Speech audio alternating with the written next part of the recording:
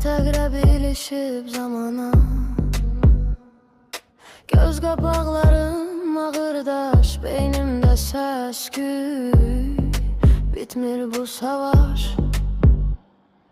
Canavarlar yatağın altında değil, onlar başımın içinde, bunu bil. Işıkları söndü, gece uzanır, kimser yok.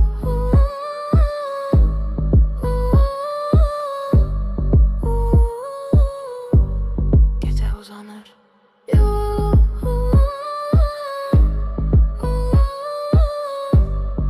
Kimse uyanır, yuxum gəlir, amma yata bilmirəm. Yuxum gəlir, gözlərimdən axır bunam. Yuxum gəlir,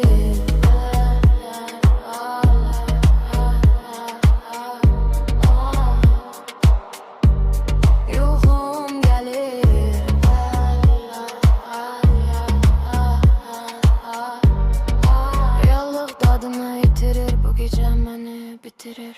Bəlkə bu yuxudur, bəlkə mən yoxam. Aclığım yoxdur, amma mən toxam.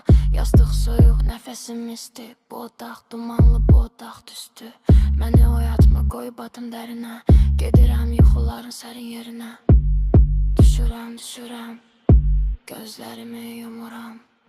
Heç nəyi duymuram. Yuxum gəlir, amma yata bilmirəm. Yuxum gəlir, bu dünyanı silirəm.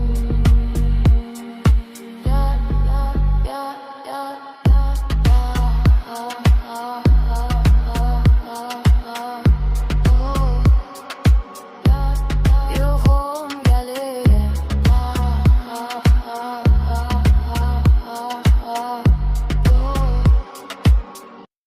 yuxum gəlir.